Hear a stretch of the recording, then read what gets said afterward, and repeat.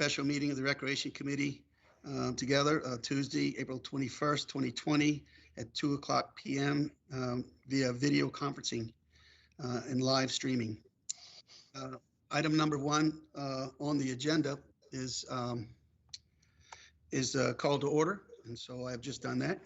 And item number two is the roll call. So Jake Rambo, you're here. Yes, sir. Maine Whitley, you were here as well. So we have a full committee. We have a full committee meeting, a group here today. Thank you all for coming, and everybody else who's, all the staff who's here as well. Thank you all for taking the time to be with us as well. Item number three is public comment period. The public comments were either done by emails or leaving a voice message. We had two of them that left voice messages. They were very long, so I won't play them, but I will tell you that one of them was from Miss Sharon Mills, and the other was from Mr. Dan Gata, I think was the name. It kind of broke up when he said his last name. Both of them, Mr. Gata, I believe, is in the medical profession, and I think Mrs. Mills' husband is in the medical profession, but both of them strongly agree that we should proceed with opening our parks. And I'll have the emails, the voice mails available to y'all whenever you want to listen to them.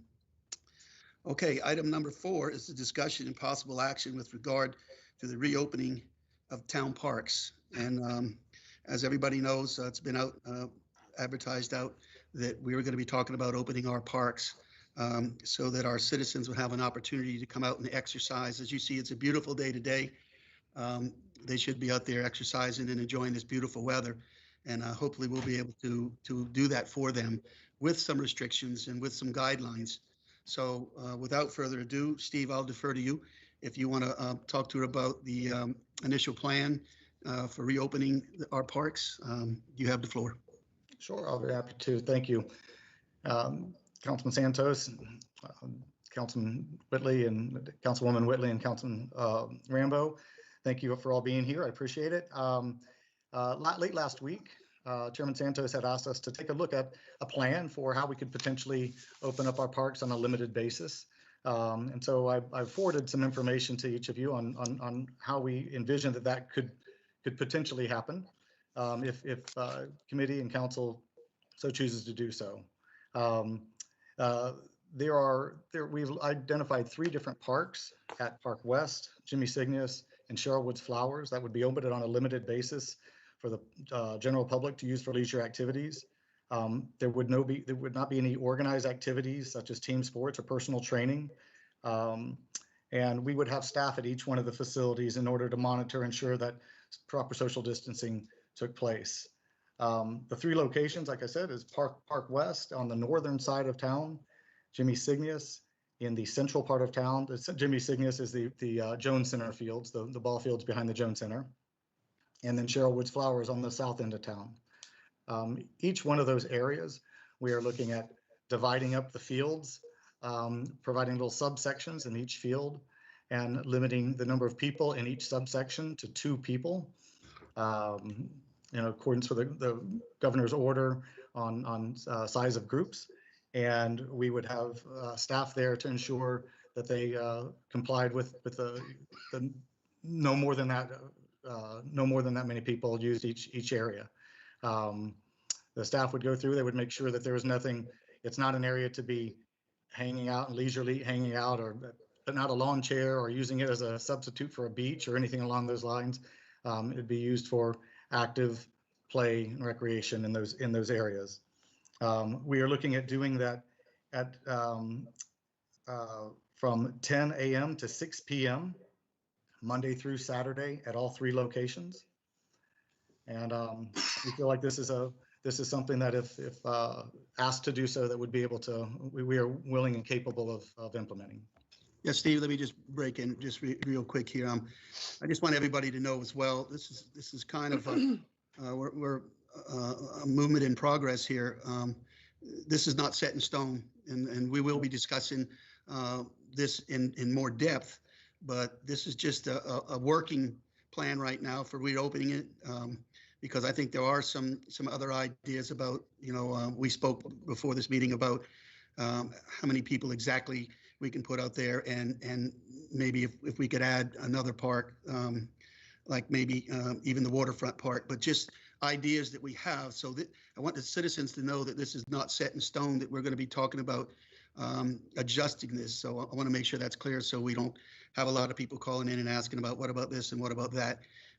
We are working on it, and it's a like I say, it's a movement that we're doing right now, but it's certainly not set in stone. So go ahead. I'm sorry.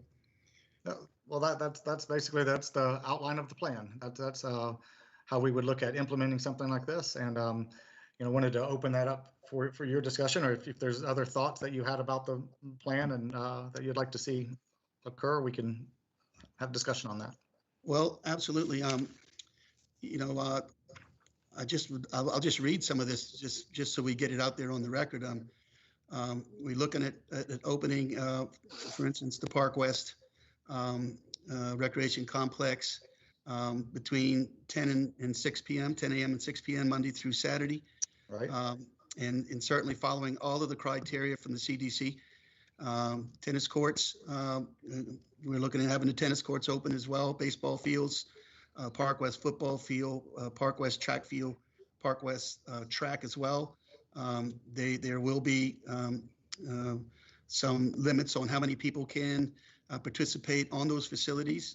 We want to make sure we do it right the first time, and the social distancing is going to be critical as well. So that's what we're looking at doing at Park West, at the Jimmy Cygnus athletic fields and the skateboard park. The softball fields will be open, the multi-purpose field and the skateboard park. Once again, there'll be limitations to how many people can be in there and how many groups can be out on the field, and always accordance to the CDC guidelines. And then Cheryl Woods Flowers soccer complex, fields 2 and 5, and they'll be divided up to where we can have additional people out there playing, kicking around the soccer ball and things like that. So I just wanted to kind of put it out there that we're looking at a few different facilities, and we're looking at trying to do the best we can to start with. You and your staff have done a tremendous job putting this together, always keeping safety in mind first, and we'll have sanitation devices out there that people can always use, hand sanitizers and things like that at these facilities. Our staff will be out there at these facilities as well, as well as our police department will have a presence out on the facilities as well. So we want to do this right. We want to do it right the first time. We want to make sure we get it right the first time. And so we just want to let the citizens know that these are the kind of things that we're looking at doing. And we're going to come back with some more information, but certainly we're doing this for their benefit, and we're doing this for their exercise, their health and safety. And we are going to be abiding by all of the CDC guidelines. So I'll open it up. GM, Jake, when y'all want to say something, you're welcome.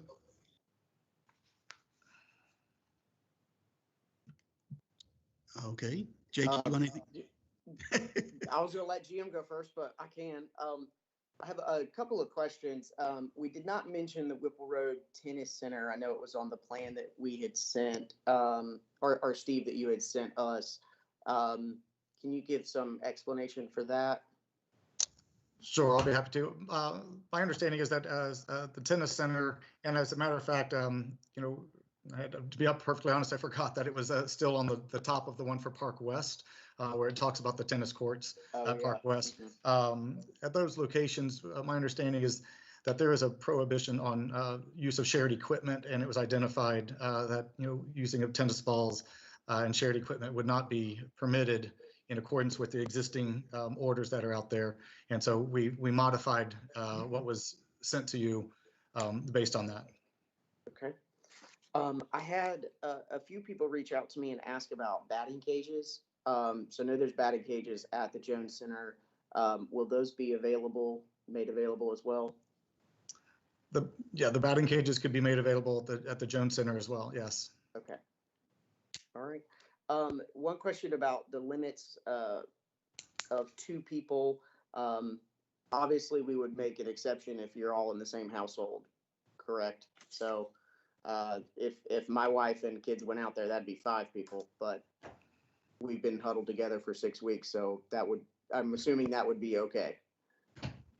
Along those lines, we will do whatever council recommends and whatever you direct us to do along those lines. Our thought process on that was actually limiting it to 2 people because it puts our staff in quite a bind to be able to understand, seeing 2 people, knowing whether they are family, or 3 people or more people than that, knowing whether they are family and identifying them as family or not.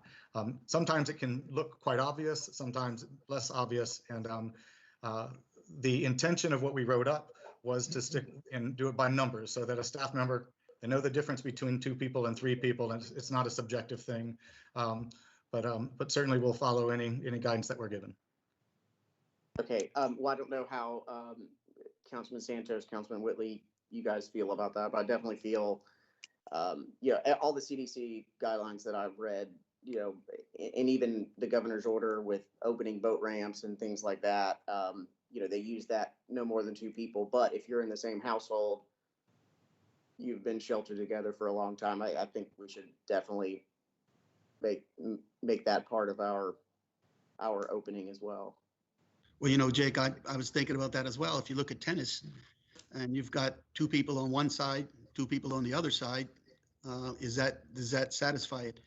It seemed to me like it would satisfy it. If you're separated from another group, you're more than the 6 feet away.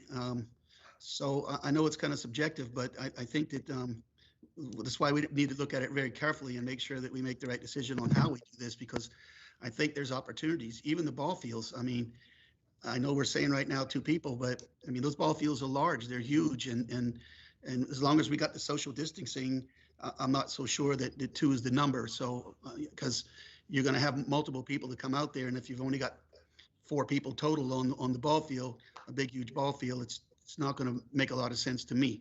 So I think those are some of the things that we need to look at very carefully.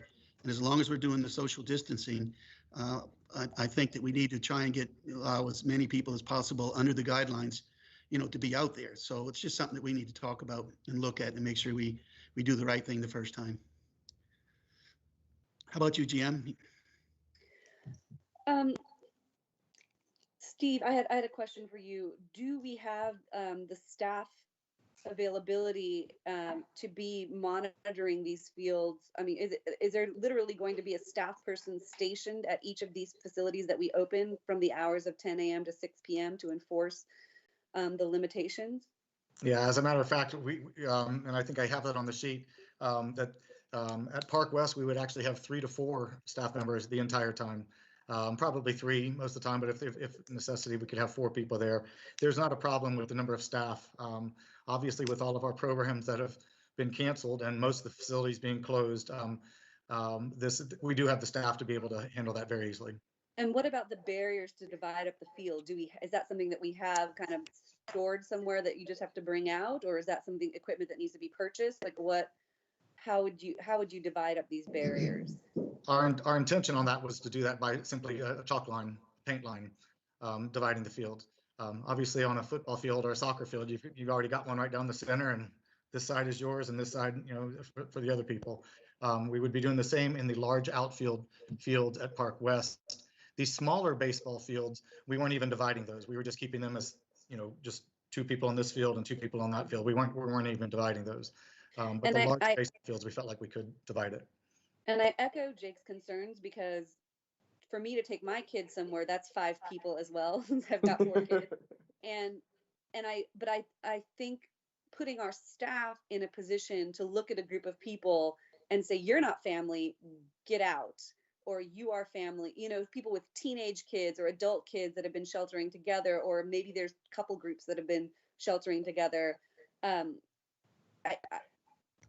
don't know if we want to have that discretion line given to the staff, where then we're going to hear about it from citizens who are turned away and like, well, wait a minute, we're a family group. And is it just going to be sort of the honor system but then if it's just going to be the honor system, why put our staff out there at risk potentially for exposure to all the citizens kind of coming through? Along those lines, that's the reason why we were proposing of having it as just by the number. Yes, a strict interpretation of 2 people. That was easier for our staff to be able to do it and decipher that. But clearly we can do whatever guidance we're given. And then the other question I have is we're sort of arbitrarily drawing a line of which facilities we're opening, choosing to open or not to open. I mean, Alhambra Hall is a huge field. A lot of people like to take their dogs there. And you know, Pitt Street Bridge is a very popular place, but I think the reason that with Pitt Street Bridge was closed and that we closed a lot of these facilities is because we were having this issue of people flocking and not observing social distancing and not, you know, and sort of violating the governor's orders. So I guess my question is with the staff there, do we feel comfortable that our staff is going to be able to, are the staff properly trained to how to handle situations where people are going to be potentially, I mean, if we open this up and it's a beautiful day outside and what happens if 100 people show up? How are they going to enforce? Is there going to be a line? Are you going to have like lines with 6-foot distancing, kind of like they have at the grocery store? How are you going to handle when capacity exceeds what the limitations are? Yes, ma'am, that's a good question. And our anticipation, and you very well, that may be the case. Our anticipation is that the demand will not exceed the capacity that we have, primarily due to the limitations of what they're allowed to do at the facility. You know, there's no organized sports, no organized activity. It's literally 2 people going on to a section of a field and being able to use that area of the field. My expectation is that there wouldn't be quite frankly, it doesn't seem all that attractive of something to do. But right now, with people not having anywhere to go, it gives them somewhere to go, somewhere to get outside, exercise, and get out in the sun and enjoy themselves outside some. But I wouldn't expect there'll be an overwhelming demand for it. We can handle quite a few people at Park West. I mean, when you look at all the different ball fields and each one, and the multi-purpose field itself, we were going to divide into 4 sections. It ends up being around 40 people or so that we can easily accommodate. And there's also 8 lanes on the track. That was I didn't mention that before, but there are 8 lanes on the track, 1 person per lane that we were allowing, all going in the same direction. Yeah, GM, we got Chief Ritchie is here with us today as well. And Chief, would you weigh in and just tell us what you think about this and how you guys will be, your team will be participating? Yes, sir. Obviously, the police department is here to support Steve and his staff and assist him any way possible. You know, that's what we do as a police department. We've been managing this since day one with the social distancing. We would assist with the messaging. We would assist them in any way possible to ensure that whatever decision is finally made by council and elected officials and how they want this to proceed, we'll be there as a support role to assist them to help ensure that's being maintained. Thank you, Chief. Any other questions?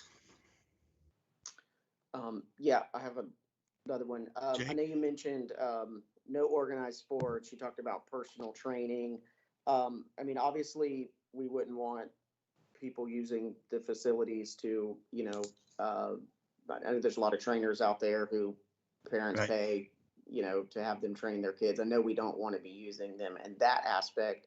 Right. However, I definitely have no problem with a father or mother taking their child out there who's a big soccer player and setting up cones and doing training with them. That wouldn't prohibit that, would it? No, as long as I wouldn't think so. As long as they're with their family, and you know, yeah. It seems to me like they would be able to. I already saw one of them out here at our complex at Town Hall. A gentleman was conditioning people, training people, and being paid for it, and we had to send him on his way. So yeah, we don't want them to do that. And we have a great program with the town that if they come through the town, they get 70% of the revenue. The town gets 30. So we have a program. Some of them don't want to go through the program because they want 100% of the revenue. But the point is, we do have a program for those people who want to do it the legal way, the right way. And some don't. Some just want to come out there. So we have to keep our eye on them, and staff will, I'm sure, run them off when they see them. And if we have any issues, that's where Chief Ritchie's team will come in. I have another question. Jim, go ahead. What is the timeline for potentially reopening some of these facilities?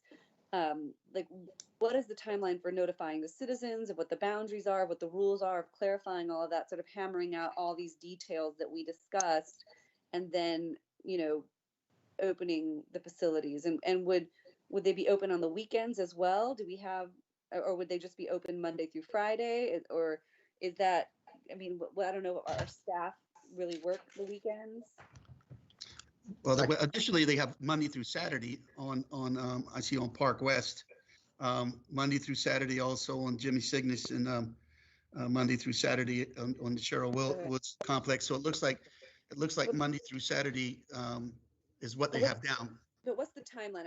Are we talking tomorrow that's going to be open, or it's going to take some time to set up the barriers and get the staff, you know, educated as to what they're going to be doing? Are we talking Saturday, Monday? What's the timeline? Steve? I can speak to that. I would think if we had 72 hours notice of approval, we could implement it at any point you'd like us to, with just maybe 3 days heads up to get everything ready. And then procedurally, we are under sort of this emergency ordinance, and this meeting is especially called meeting. We're just 3 members of council. There's 9 of us. So what, I guess procedurally, is the next step if this were to move forward with a certain timeline? What are the next steps to do this? Well, the next step will have to be a vote of council. So we'd have to call a special council meeting together to vote on this. Once we vote today, and I think we should, and move it on to the council, let council make a decision. And then, as Steve said, you know, they can go ahead and pull the trigger on it. You know, today being Tuesday, I would think maybe it could even start Saturday if we could get a vote today, get it to council. The mayor could call a special council meeting. We could vote on it, and then I would say maybe Saturday, huh, Steve? Unless you can do it any earlier. But you said that 72 hours from when the council makes the move, I guess, is my. I just am hesitant about doing it so soon. I mean, we're still under stay-at-home orders. School is still out. Like, I guess if it could be, it just seems I'm just not sure. Is this violating the spirit? Is there any sort of like following of our governor's orders? Is this going to be just clearly we're following what the governor says, we're following the limitations on I just worry that it's going to sort of spiral as we open just a few. There's going to be pressure to open more and more, and then the staff is going to be overtaxed, and I just am worried about infection, and I'm worried about there being infections traced back to using our public town facilities, and that kind of coming back, you know, and as we try to get past the peak. Well, you know, GM, I worry about a lot of things. If I let worrying get to me, I wouldn't do anything, to be honest with you. I think we got to move forward. I think that the citizens have been very clear. You've seen it on social media. The citizens have been very clear. They want to get out. They want to exercise. They're tired of being stuck in their houses, in their homes and stuff. And the information that I'm getting from the majority of our citizens that have written in is that they want to open it up, and they want to be outside. They want to exercise. As you've seen, the governor has opened up the boat landings, and they've opened up some other places. And it's time for us to be able to open some of our facilities to let our citizens come out and get some exercise and bring their children out and get some exercise. And let's get back to some normalcy. Look at this beautiful day today, and people could be outside right now walking on our tracks or running on our track. But you can be outside right now walking down the street on a sidewalk. I mean, right. I walk the dog 4 times a day. Right, and they're doing that now. Look at the bridge. Look at the Ravenel Bridge. That's not social distancing. Those people, I just came from over the bridge, and it's packed with people walking, but they're not abiding by the rules. They're not social distancing, and we need to go by the rules, absolutely. But you know, walking down the sidewalk, then you got to dodge somebody who's coming towards you. You know, it's nice to be on the fields where you can, you know, do some sprints, you know, do some exercises and be out on the grass instead of on the concrete, you know. And then to clarify, under the governor's order, tennis is considered a sport with shared equipment. Is that correct? So that would not be allowed to reopen, Steve? I think you said that. That is my understanding. That's correct. Okay. Well, it all depends. If you got family members playing tennis, then you can do it. So there are some. Yeah, but I'm just saying, if you got family members, then you're not actually sharing with somebody else. It's your family. And so, I mean, I think there's some opportunities to do some things. In tennis, I really feel like a tennis ball is not actually, I don't know, even if people had to wear rubber gloves, I think we could work around that one.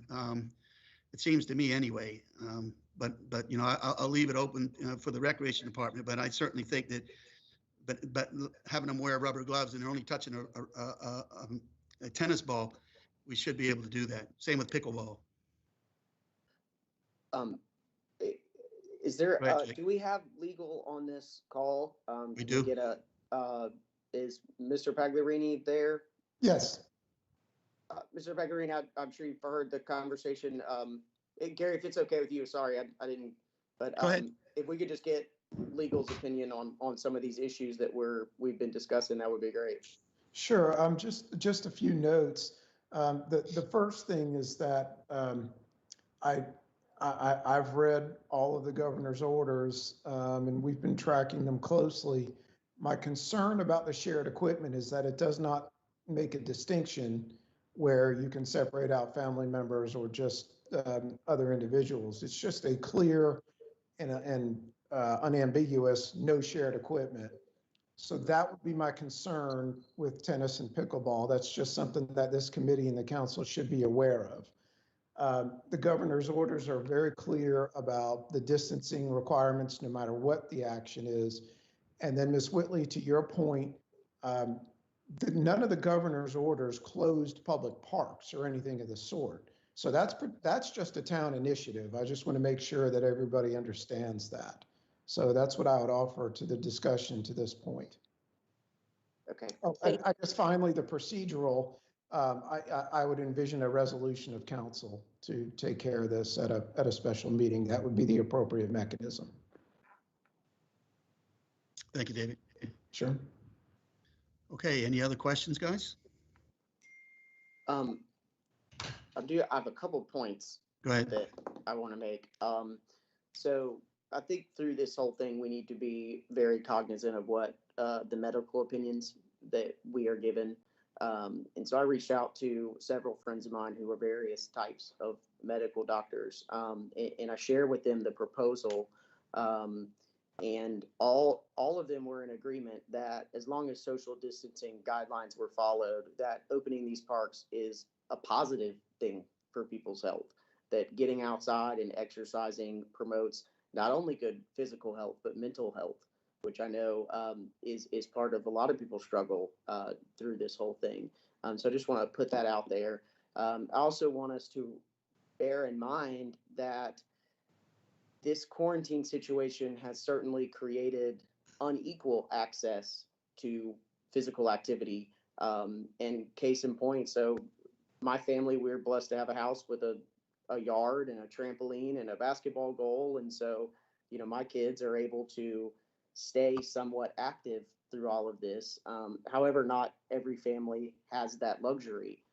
Many families rely on some of our public spaces and public fields so their kids can get some exercise and do some soccer training or basketball training or what have you. So I just think we need to bear in mind not to look at just our own situations, but providing everyone access to what really is good for their health. So anyway, that's just a point I wanted to make. Yeah, I think as long as Go ahead, Jim. I think as long as social distancing is adhered to and is monitored, and we ensure that there's, I mean, I don't know if we can set up a pop-up tent but like to ensure the safety of our staff throughout this as they monitor, or something to where they can maintain their distance from the public as the public kind of cycles through. I'm concerned about the safety of our staff. I'm concerned about the timeline, but I agree that as long as social distancing is adhered to, having more access to the outdoors and public facilities is, you know, and it's something that we're going to have to do at some point in time. You know, we have to reopen. So. Yeah, well, I don't want to speak for Steve, but he'll sure tell you that his staff is very cognizant of making sure that they're safe. That was the number one issue that I've had when we've been talking, is the safety of our staff, for sure. Okay. All right, well, we need to send this up to council. Do I hear a Derek, motion? one more Go thing. ahead. Sorry. So I feel like since we're already together in this sense, and to GM's point, eventually everything will be open at some point. Hopefully sooner rather than later, but obviously the data will guide us on that. But while we're together, I think we should start considering what a phased in approach would be. Potentially this plan right here would be phase one. What does phase two consist of? Does that consist of there's the basketball courts in the Old Village, at Green Hill, Rimley's Park. There's Waterfront Park, of course. There's other baseball fields in the Old Village and other places. What is our plan for slowly kind of phasing all of those things in to where eventually, I guess the final phase would be we open our actual facilities, our gyms and our pools and that. And I'm not saying we do that right now, but I'm saying just for us to kind of start thinking about what that looks like moving forward, not just this one concept.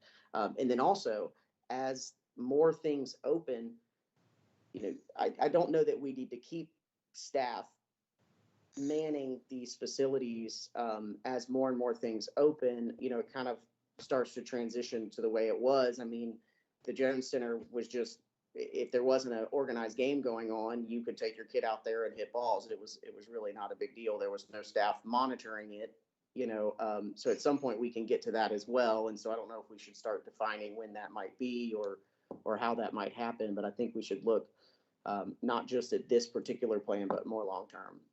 Well, I think you got to walk before you run, no pun intended. And I think we're in the walking stage right now. We want to make sure that we do this right and get this right.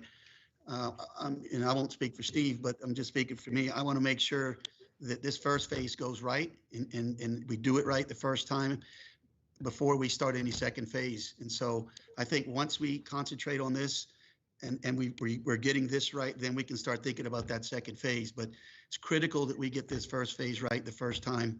And I think we can. I think Steve and the staff have done a great job putting all this together. And I know that if they had any issues, they would bring it up to us. But I think that's the key is let's get this first phase done, and then we can start talking about that second phase, because it's going to kind of be a moving issue. We're going to see where we're going to have to tweak it. We're going to have to do some things like we're already talking about the waterfront park, not the playground, but just the open grass area, because we have a path that goes the whole way around the grass so people can just walk around and exercise, not opening the pier, but just the grass there. So we already started talking about that. But the key is to focus on this first phase. Let's get this first phase right so that then we can proceed to the second phase. But I don't even want to start thinking about the second phase till we get this first phase down right.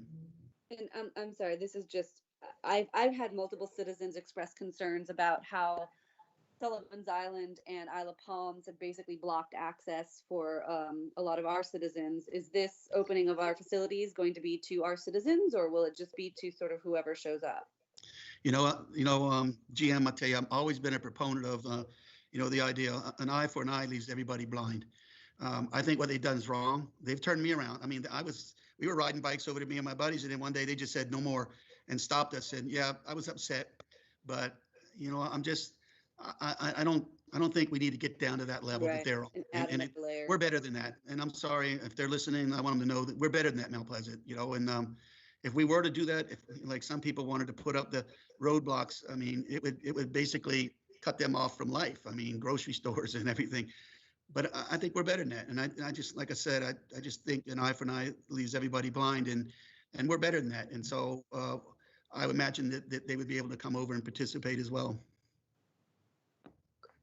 One more just procedural question.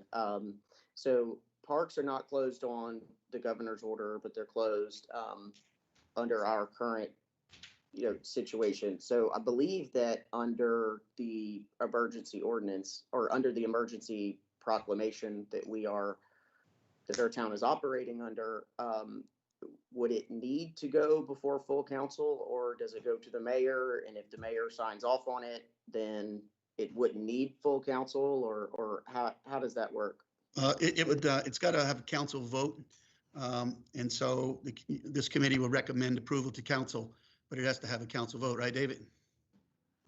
Well, any initiative from committee would have to be a council vote. I think what Mr. Rambo's asking is, could it be done unilaterally under the emergency powers afforded the mayor? I mean, that's one way it could be done.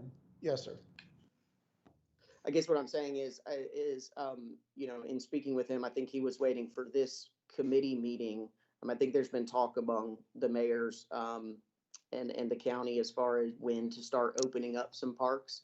And I think he was waiting, my understanding is he was waiting for this committee to kind of see what the plan would be, what the recommendations would be. And so I guess what I'm saying is, I don't know that it would take a full council vote, is where I was trying to go with that. If he does agree with this plan and signs off on it, then great. If he doesn't, I guess then we can meet. I was just trying to give all council members an opportunity to have their say and be able to speak about it publicly. That's all. I mean, we're all elected. We all are going to hear from the citizens no matter what happens. And I was just trying to give all council members an opportunity.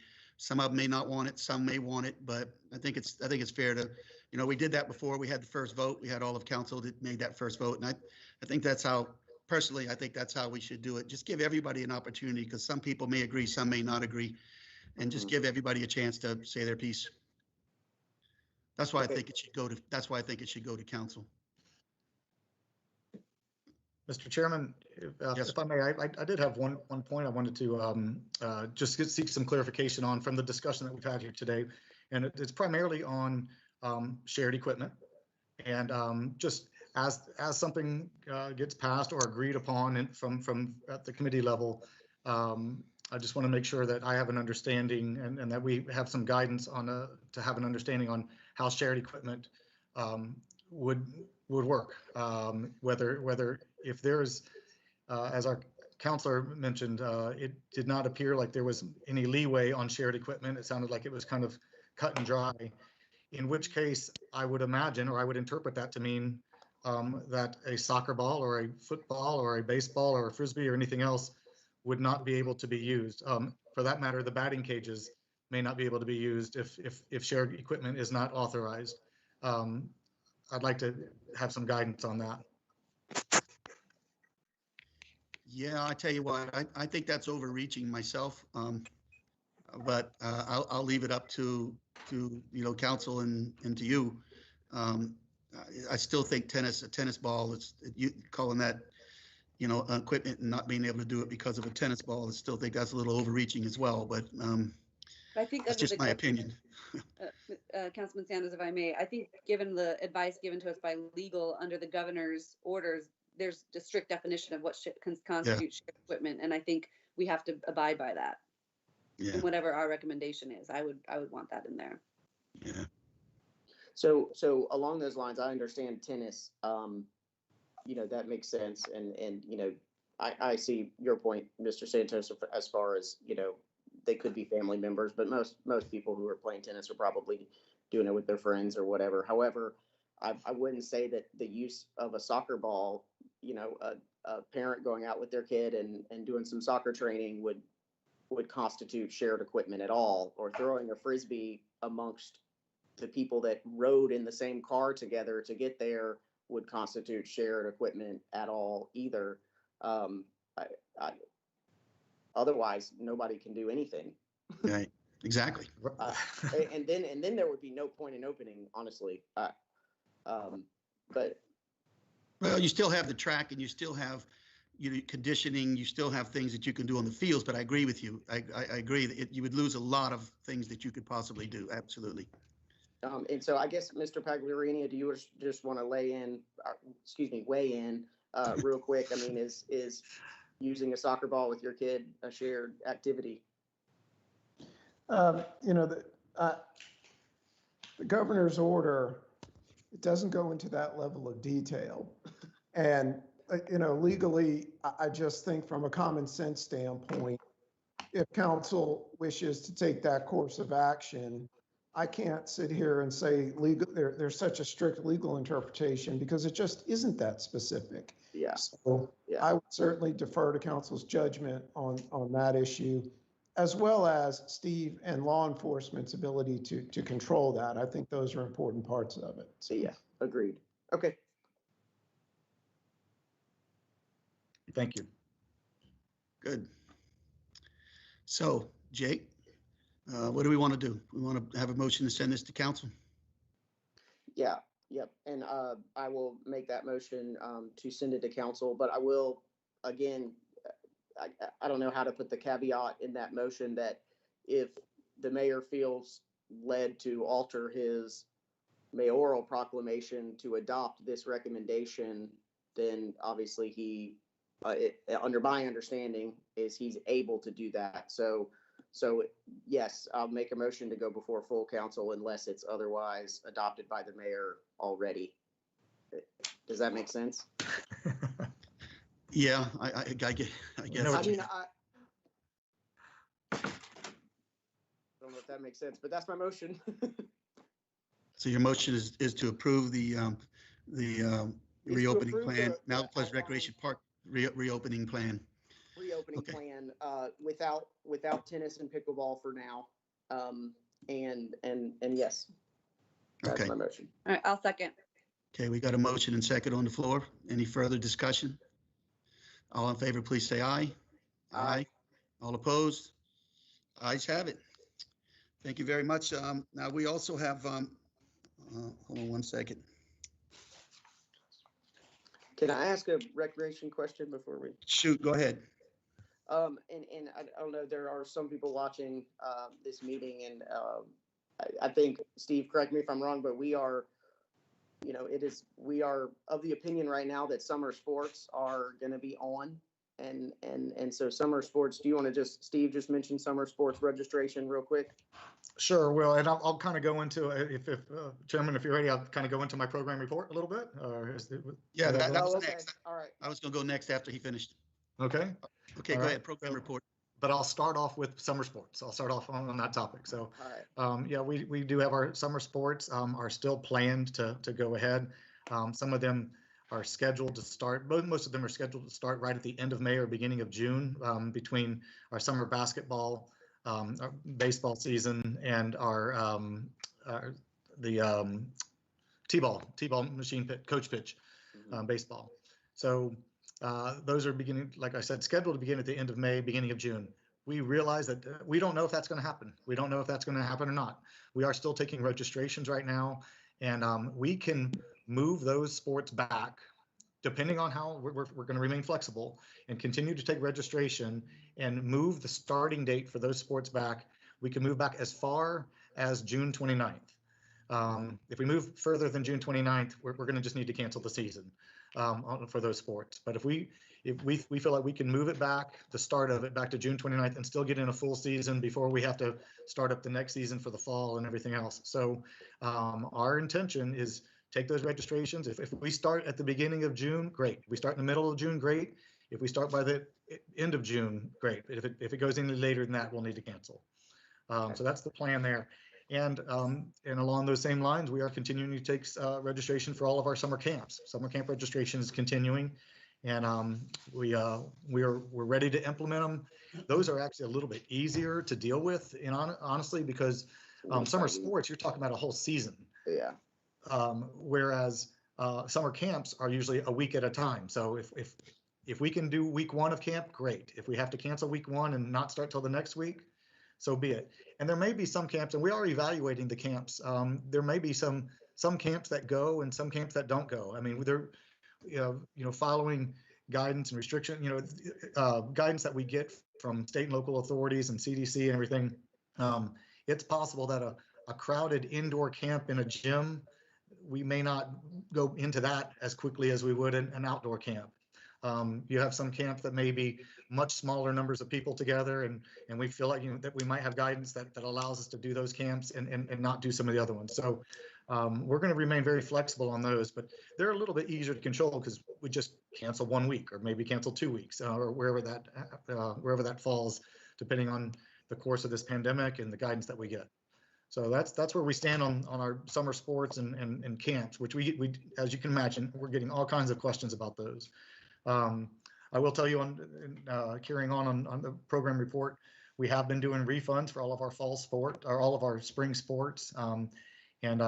We will be going ahead and canceling a lot of our programs, dance classes and different things that we had going on, karate and stuff like that, started in April, and we held off on canceling it because we thought, well, we might be able to just push it back a little bit, but we're losing the entire month of April, and it only goes 2 weeks into May, and so you can't really start the program in May, and you just wouldn't be able to do it. So we will be canceling those. It does look like our refunds. I mean, it's going to be expensive to the department. We are, it'll be in excess of $250,000 worth of refunds that we're issuing just through our spring sports and through May. So it is quite expensive. The only two other things I just wanted to mention to you is that we are still moving forward. It's going on right now. The essential goods market is going on right now, and we're excited about it. It seemed to work very well last week. And I will say, kind of similar to what we were talking about with this plan here, the parks plan. I mean, you can see we were really conservative on how we were approaching this. We may be able to expand upon that, but we were trying to be very, very conservative off the bat. But we did the same thing with the essential goods market. And, normally we have 40, 45 vendors out there, and we started up with 6. We had 6 farmers, and it was very organized, and we got a lot of good publicity on the news. And I can also tell you that we really are setting the standard in the area. I don't know if any of y'all saw it, but there was an article in, I actually get the Goose Creek Gazette, but there was an article in the paper talking about Somerville opening up their paper, and they're opening up their farmers market, and they're calling it the Essential Goods Farmers Market. So they're using our name. The press release they had was almost the same, and that wasn't a theft. That was they talked with us. They wanted to hear about how we were doing it, and they're really mimicking what we're doing. So we take that as a real compliment. And then I guess the big thing that is still out there, and gosh, I hope we're able to do it. That it's this coming weekend was supposed to be the Blessing of the Fleet coming up, and we've postponed it, and it's scheduled right now for June 28th.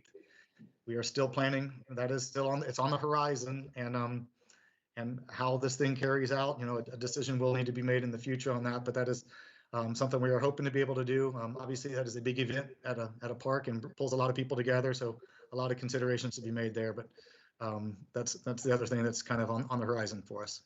Steve, how about the Children's Day Festival? Oh, that's in October. That's in the end of Okay. October, and so I sure hope we're not having a problem with that. So Yeah, good. Thank you. Just want to make sure for all the parents out there that got kids. Okay, it's a great event, and if we're still dealing with this by then, man, we certainly got some big problems. So, yeah. Okay, guys. Anything else before I adjourn us? Thank you very much for coming today and attending this meeting. Guys, we're adjourned. Have a great day. Thank you all. Thank you, everybody. Bye-bye.